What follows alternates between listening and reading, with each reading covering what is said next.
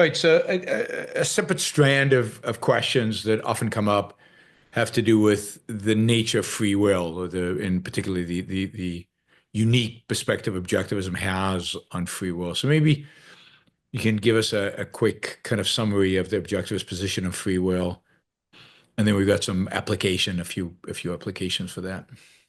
And the first point is that we have it. So free will is the ability to make choices, and choices understood as real choices, things that change the future from what it would have been if you had chosen otherwise. Um, there's that old I think it's in Lawrence of Arabia. There's a scene where you have the British military officer and the Muslim tribesmen or Arab tribesmen, and the tribesmen are saying, everything's written, and the Englishmen are saying nothing is written, and this isn't written anyway. That is, the future is not set. I can make the future one way or another based on the choices that I'm making. It's not all fated, and that is the fundamental idea of free will, that the future is not set already. The future will be determined by what happens now, including by what you do now. And what you do now is not determined by the past. You have a choice in the moment. And the future could be it can be multiple ways. That's the kind of core idea of free will. And Objectivism embraces it. It's a clearly and explicitly pro-free will philosophy. And it identifies free will specifically in the power we have over our own minds. So although much of what happens in us happens automatically by physiological causes that we don't have any direct control over, whether we think or not, how we think, whether we raise or lower our level of attention, is something that we can control directly. And through our control of that, we shape our characters, our actions, and everything else. So the kind of locus of control is in the choice to engage or disengage your mind. And it's a choice you're making all the time. It's a choice to sort of, in effect, be in the driver's seat of your cognition, or let the reins go and in effect, drift from moment to moment, or in part to maintain that drift, pushing away thoughts you don't want to face. And that's the kind of central idea of the objectivist view of free will. It's not wholly unique in the history of thought. I've noticed that people who are very on about free will and on about power and agency and choice tend to, not all of them, but at a few important moments in the history of thought, tend to notice its connection to engaging or disengaging your mind.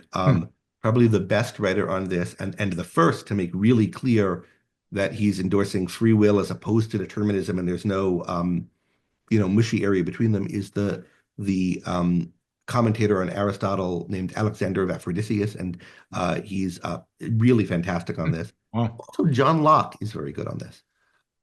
That free will consists in the kind of control you have first and foremost over your mind. And in particular, do you deliberate about something or not? Do you just go with how you feel in the moment, or can you, keep on thinking about it, in effect?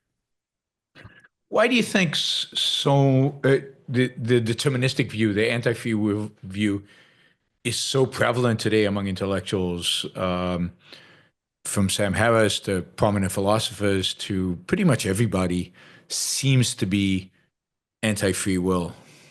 Well, it's associated with science. I think part of that is because, in a way, because of Kant, though not exclusively. So there's a mechanistic view of man associated with Newtonianism, although I don't think Newton himself held it, but the idea like things are machines, we understand how machines work, we understand matter as working by things pushing against each other and colliding into one another and exerting forces on one another, kind of like a clockwork, right? And we understand how clockworks work. And we seem to be very complicated things made of parts like this. And so shouldn't we be, like machines, like clockworks, in which case we would be determined by what our parts do. And that tends to go with, although I don't actually think it's the right way of understanding machines, thinking of causation as a kind of mapping from past states to future states. This was the past, and this is the next state. And you think about how a system evolves through states, and you think about causality that way. That, I think, view of causation is very associated with Hume. but it's not new with Hume. Um, Kant, when he comes on the scene, wants to save sacrifice and wants to save morality. And part of that is insisting that we have choice. But he associates choice with God and immortality, with these three things that you have to believe exist: God, immortality, and free will, in order to function morally and sacrifice yourself, though you can't have any evidence that they exist, and can't know they exist from looking out at the world. And so he has this kind of area where he makes room for mysticism, and then these things are in this area that you have to be mystical about. The real you, not that you can observe, but the you as exists outside of space and time, must have choice and also must be immortal and so forth. Or at least you're entitled to believe that, and you have to believe it in order to function. You're entitled to believe it because you can't know it's false. And you're entitled to because you need it to function and to function morally. So with that kind of company, God and immortality and a world you can't know anything about, free will is in fairly poor company. And that's one reason why it's been less believed in by scientifically minded people, I think, since. It's also more generally the way we think about science is fairly materialistic, and that's associated with a denial of free will. Although fundamentally, the main reasons historically for why people haven't believed in free will have been theological. God knows everything, God controls everything, then you don't have any choice. So I think the way that the denial of free will has come into science has actually been through the secularization of some religiously motivated errors, including religiously motivated ways of thinking about causality. But that's a kind of fairly deep issue in the philosophy of science. But it's infected how we think about cause and effect in the physical realm, and it's made it more natural to just think of science as going with determinism.